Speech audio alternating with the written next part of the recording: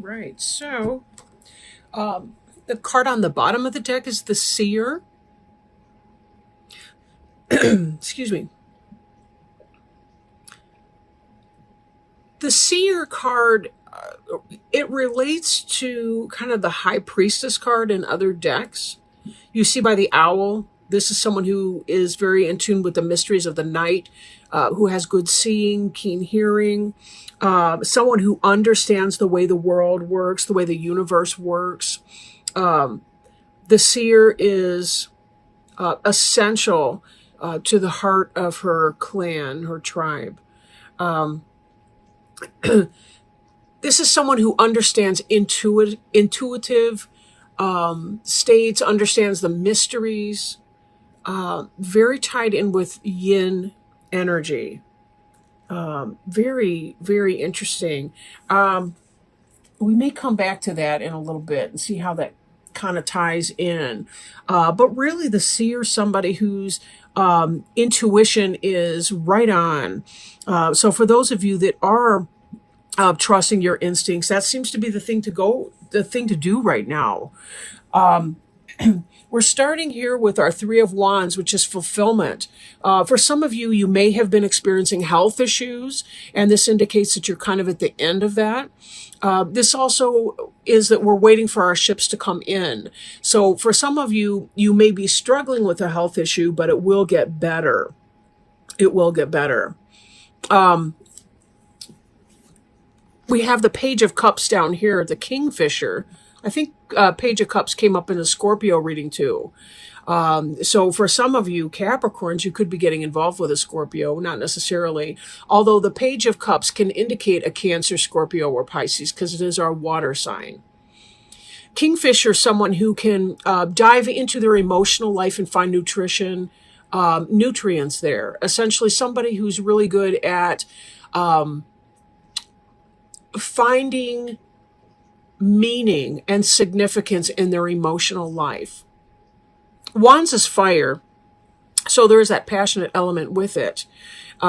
This to me can suggest that somebody's beginning something that has to do with a new love, possibly a new relationship. If you've been single for a while, this is about this element coming in for you, or something that you've been feeling passionate about is going to be manifested for you. For some, it could be a new home. It could be a new love, whether it's a new lover, relationship, or whether it's something that you love. We also see this Hearthfire. And when we take these three cards together, Hearthfire is about home and it's about family. The 8 is our infinity symbol. And again, it's about fire. So it's something you felt passionate about, but it's also the beginning of a new love. Again, I'm thinking for a lot of you, new home or new relationship. The Two of Wands here looks very similar to the last card in some senses. This has had to do with some kind of a decision that you've had to make. Some kind of a decision that you've had to make. Maybe you've been dating more than one person and you come to the realization that you're falling in love with somebody. If it's a job opportunity, it's, you're trying to, your ship's coming in, or you've received some job offers and now you're trying to make that choice between those two things. Follow your heart because there is great love coming in here. And fate is even playing a hand. It's very interesting how these cards are playing out.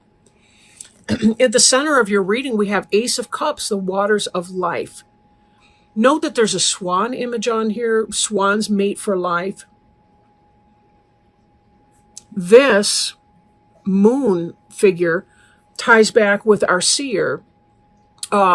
This is kind of a crown piece that's worn. I've seen this image on the Rider-Waite Tarot deck for the High Priestess card. It has to do with intuition, emotion, spirit, understanding, knowledge. A whole different kind of knowledge. Being aware, being plugged in. This ties us back to the seer energy here with the mystery of the night. This is portrayed more as an earth elemental. But the internal process of the seer is very much in alignment with the Ace of Cups. This is somebody who understands what's going on internally on a higher level, tapped in with spirit. She's receiving these waters in her private life. This might be how we see her on the outside. But the waters of life too, being an ace, that's a new beginning in love, a new beginning. We see this page, this is also a beginning. This is about new love coming in. The Ace of Cups is about the start of that tremendous love. For those of you that are falling in love, this could very well be a soulmate relationship, a life partner, soulmate, or twin flame relationship. Past life relationship coming in. Beneath this, we see our Wheel of Fortune card, meaning that fate or destiny has played a hand. For those of you that have been single or have been waiting, this is about a relationship that you're supposed to be in, coming in for you, coming into you in divine timing. This is good luck. This is fortune. The fates are taking a hand and they are spinning the wheel to their will. They're making this happen because it was meant to happen. It was meant to happen. This decision, if you've had two people in your life that you've needed to choose between, this seer energy here indicates to me that you know exactly what time it is. You know who the right one for you is. It's not some hidden mystery. Now, I will note that the card below the seer on the bottom of the deck is the clearance card, meaning for some of you, you may have already been in a relationship. You may have already had something going on like that. There is something that you need to clear away. I'm thinking for a lot of you, this is not about a job, although it can be that you have to leave your old job to start the new. But this feels kind of like, again, we see this fire, but this is a control burn, which is about making room for the new to come in and having the passion to make it happen. This Eight of Wands is a great deal of passion coming in. So we're seeing not only the emotional, spiritual element of your new love in the Page of Cups, the Ace of Cups, we're seeing the fire of the passion. I'm thinking hot sex. That's all I got to tell you. But there may be something that you have to clear before you're ready to take that in. It could be that you got to get rid of, the other guy, the other gal, the other who, whatever that is to come in. But whatever this is, it is coming in. This person here, this Three of Wands, waiting for their ships to come in. And there's a lot of healing to be had in that. And that could be some of what you're clearing. Because when I'm looking up here at the two of these together, they form a progression. This fulfillment is coming in, this kind of healing. I am having a Marvin Gaye moment in my mind, I must admit. But the Seven of Wands, as we're clearing something away, we're making room for something else. And for some of you, this is the King of Arrows. So if you're connecting with a Gemini, Libra, or Aquarius, this person could be coming in for you. This could be opposite sex relationship, same sex relationship. But the king is someone who knows who he or she is. You'll notice that this is a lynx or a mountain lion. They also have the ability to see in the dark. This is an intuitive person. This is somebody who's going to recognize you for who you are. We see the moon in the background of this card. Cat-like energy is very lunar. It's very yin. It's very mysteries of the night. But the king is typically associated with the solar energies, with the sun, with the yang energy. The masculinity. This is a person who's very balanced, very smart, has a good mastery of himself or herself. The only thing I'm thinking, though, there may be a little bit of clearing that needs to happen for one or both of you as you get together. But I don't think it's going to be a big deal because everything else just looks so darn happy. It doesn't look like that you're going to find a great deal of obstacles. Excuse me, that's in the other spot. Okay. So fate definitely has a hand in all of this. It's in this Wheel of Fortune. We see this is coming true for you.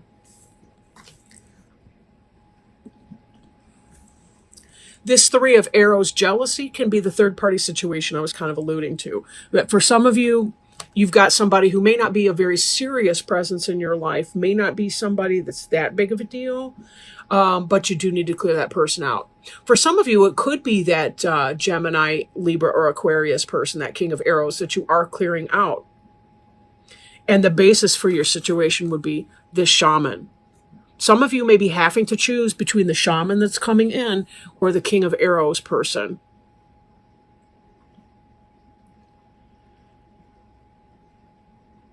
For some of you, the shaman is an air sign.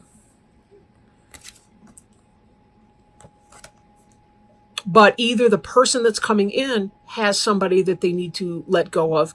It could be the mother of their kids. It could be the father of their kids. It could be, whoever that is, right?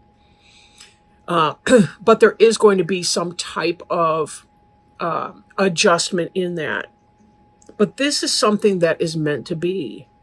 This is you guys are going to recognize each other. It's going to be amazing. I mean, it will be. The heartache part of that is going to suck. The jealousy, some of the heart work that has to be done here, that may be some of it. Because when I'm looking at these two cards here together, the Eight of Wands and the Three of Arrows, both of these are very heart chakra. One is about passion and love burning bright. The other one is about emotional pain and having to let go of someone or some situation. But it might not even be yours or your new partners. It could be, that one or both of you have somebody in your past tense that you need to say bye to. But this is really about a very powerful new relationship. And this seer is the counterpart to the shaman. For some of you, this is about meeting your match. The seer and the shaman are like the high priest and the high priestess in your Rider-Waite tarot deck, right? These two are a healing couple. They're like a power couple in the healing circles, right? This kind of twin flame energy is about bringing healing to people, into community, being able to bounce ideas off of one another, being able to really build that empire together, and a healing empire. There's a reason these two are coming together. It's because this is the fulfillment of a destiny. This is about being able to provide healing for others, because when you work together as partners, your energy becomes amplified and magnified.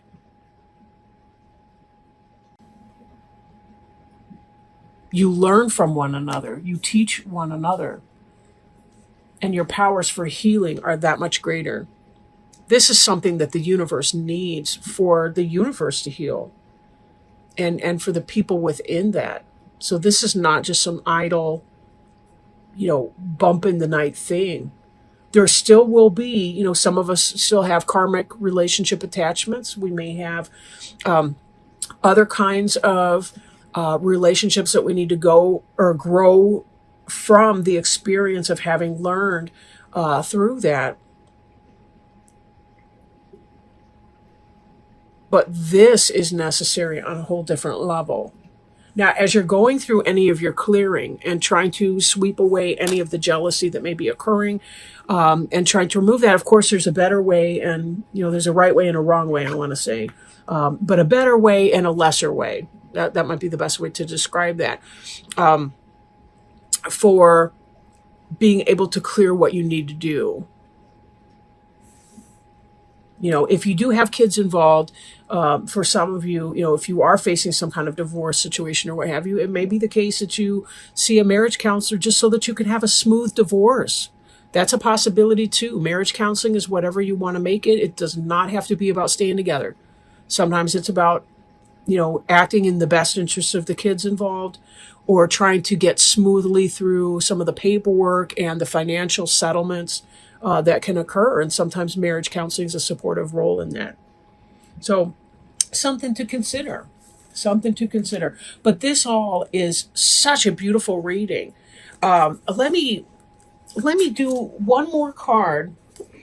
This is from our Animal Wise Tarot deck by Ted Andrews. King of Four-Leggeds is gorilla. Earth sign, right?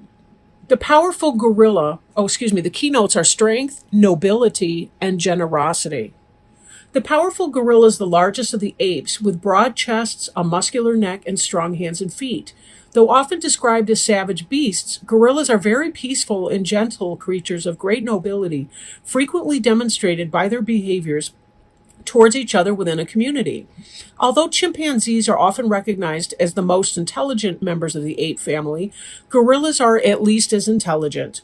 When gorilla appears, it heralds the awakening of a more primal strength and recognition of our innate nobility. Gorillas are reminders of the nobility of living a life true to our highest capabilities. They live in groups called troops, and they care for each other, demonstrating almost as wide a range of emotions as humans do.